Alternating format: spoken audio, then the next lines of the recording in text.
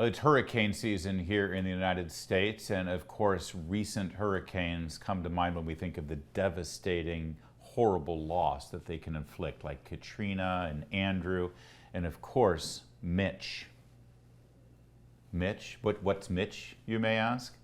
Don't remember Mitch? Don't remember how apparently it was the worst hurricane in the history of mankind. It occurred in 1999, and immigration activists here in the United States of America want to continue certain protections that were given to refugees of that hurricane now 24 years later.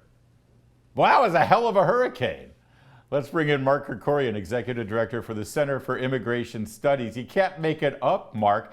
We still have to extend refugee status to people 24 years after Hurricane Mitch? Yeah, it's even worse than that, actually, because the protections, it's called temporary protected status. Temporary? Was for, temporary. Right, exactly. That's literally what it's called, TPS.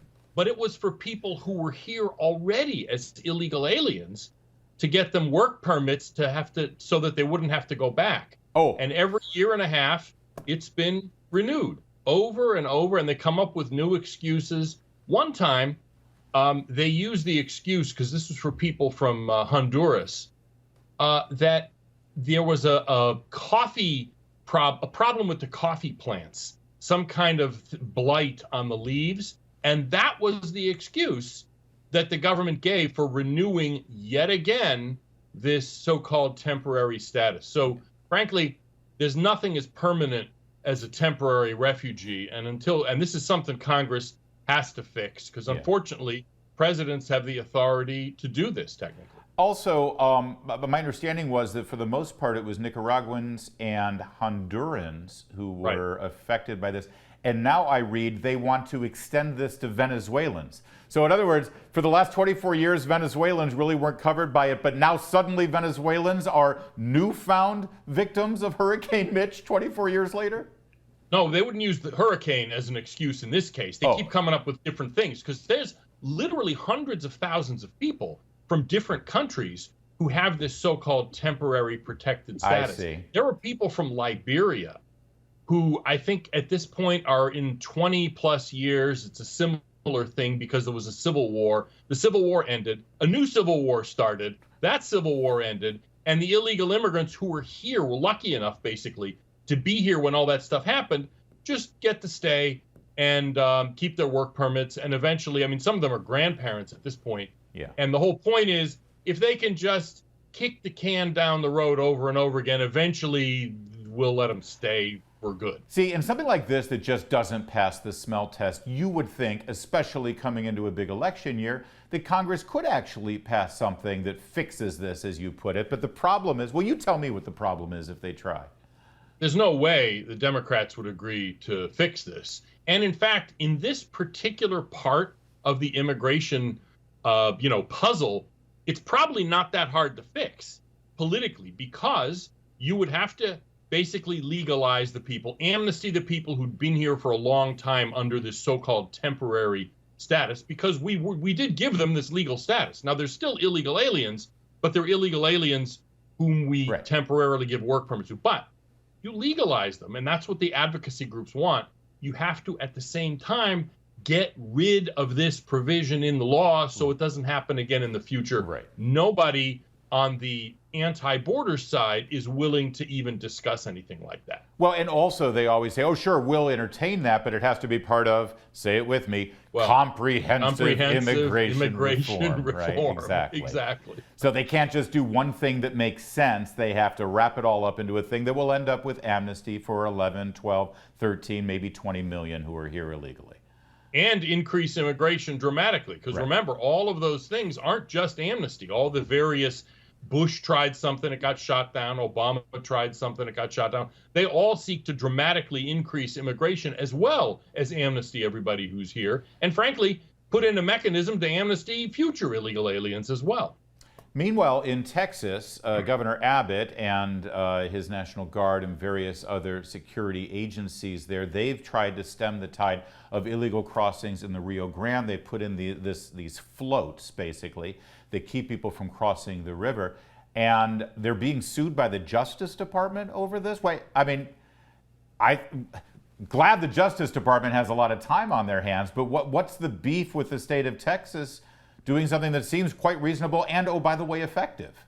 Because they're trying to interrupt illegal immigration. That's the problem. In other words, this administration does not want to permit Texas to do anything to obstruct illegal crossings. And these buoys, it's only about 1,000 feet of them so far, but in a very high intensity crossing area. They're these red balls, and you can't get over them because if you grab the thing, it rolls and you go back down. And there's a net under it. It's been totally effective. No one's even gone near it.